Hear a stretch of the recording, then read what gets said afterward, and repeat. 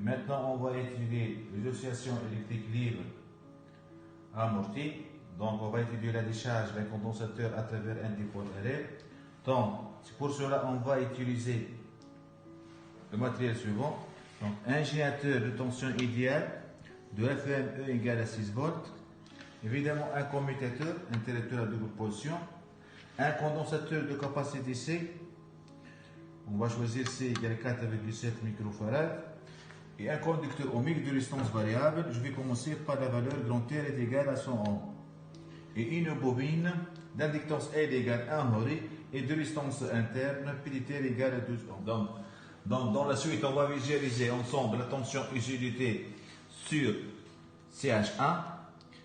Et on a déjà fait les réglages. Donc, vous voyez bien, la sensibilité verticale concernant la tension UCDT, c'est 2 volts par division.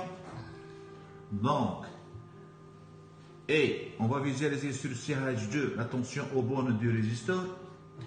De même, on a choisi la sensibilité verticale 1 volt par division.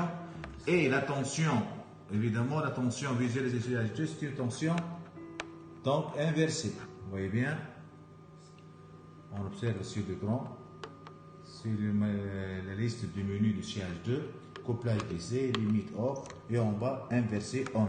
C'est-à-dire la tension aux bornes du résisteur peut être inversée. Donc, et on a choisi qu'on a dit l'échelle ou bien la sensibilité verticale 1 volt par division. Concernant le choix de l'origine des deux tensions sont confondus. Donc, pour les deux tensions, c'est le trait horizontal juste au milieu. Et pour le réglage horizontal, on a choisi l'origine de temps, vous voyez bien, le curseur bleu, à partir de cet instant. Donc, maintenant, on va essayer de charger le condensateur. Je vais basculer le commutateur K sur la position U. Vous voyez bien, on va voir la courbe, c'est un trait parfaitement horizontal, puisqu'il s'agit d'une charge de condensateur directe à travers le générateur. Donc, 1, 2, 3.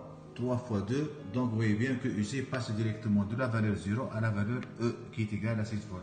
C'est une charge directe. Maintenant, on va essayer de visualiser les deux tensions UCDT et URDT au cours de la décharge.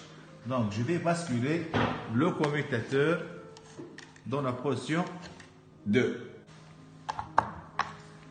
Donc, on observe sur l'écran deux tensions. Donc, un signal bleu qui correspond à la tension UC aux bornes de condensateur et un signal jaune qui correspond à la tension aux bornes du résisteur.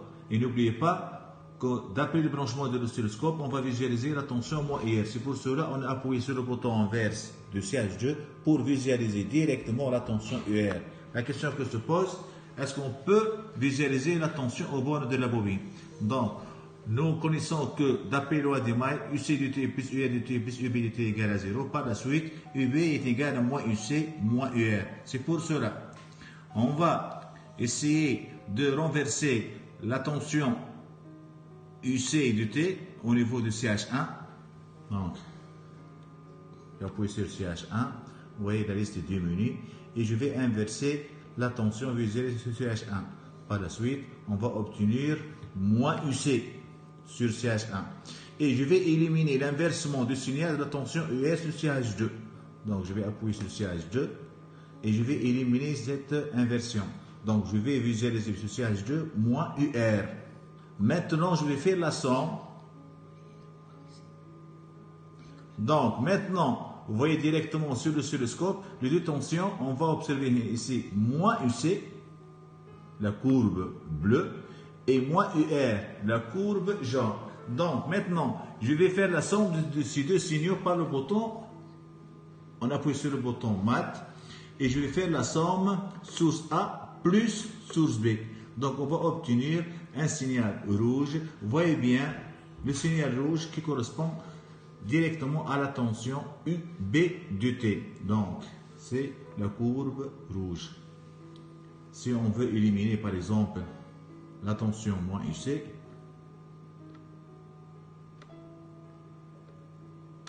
si je vais éliminer la tension moins, donc, j'ai éliminé moins UR. Maintenant, je vais éliminer moins IC. Et on va obtenir seulement la tension au bord de la bobine. Vous voyez bien, c'est la courbe rouge. On va étudier les différents régimes en faisant varier la résistance de grand R du résisteur. Et juste, on va visualiser la tension au bord du condensateur. Juste la tension au bord du condensateur. Au début, je vais choisir grand R égale à 100 Et chaque fois, on doit charger le condensateur. Je vais placer le commutateur sur la portion 1. On visualise la tension UC. Donc, c'est un signal de couleur bleue, donc parfaitement horizontal. En basculant le commutateur sur la portion 2, on observe sur l'écran la tension UC. Donc, il s'agit d'un régime pseudo-périodique. Maintenant, je vais essayer de mémoriser cette courbe. Donc, essayons de suivre en appuyant sur le bouton storage. Donc, évidemment, type onde, source chaîne 2. Donc, je vais choisir la piste numéro 1. Donc, chaîne 1, oui. Save. Maintenant, on va changer la valeur de la résistance du grand R. Je vais choisir la valeur 700. Donc, essayons de suivre. Donc, c'est la valeur 700. Et je refais le même travail. Donc, je vais charger le condensateur en basculant le commutateur sur la portion 1. C'est égal à 6 volts. Donc, je vais faire la décharge. Donc, on va obtenir un signal. Donc, une tension n'est plus oscillante. Donc, on obtient un nouveau régime. C'est le régime apériodique. Donc, je vais essayer de mémoriser ce signal. Donc, storage, c'est déjà appuyé. Donc, je vais changer la piste. Je choisis la piste numéro 2. Maintenant, je vais choisir la dernière valeur de R. Par exemple, 800, 900, 900 par exemple. 1000 ohms. Donc, on refait le même travail. On charge le condensateur. Vous voyez bien, la tension ici est parfaitement sinusoïdale. Et ensuite, la décharge du condensateur. On obtient une tension UC. C'est une tension qui n'est plus oscillante. Il s'agit aussi d'un régime apériodique, mais on voit aussi que le temps de retour est plus grand que le temps de retour du signal correspond au deuxième cas. Maintenant, je vais essayer de restaurer les deux autres courbes. Donc,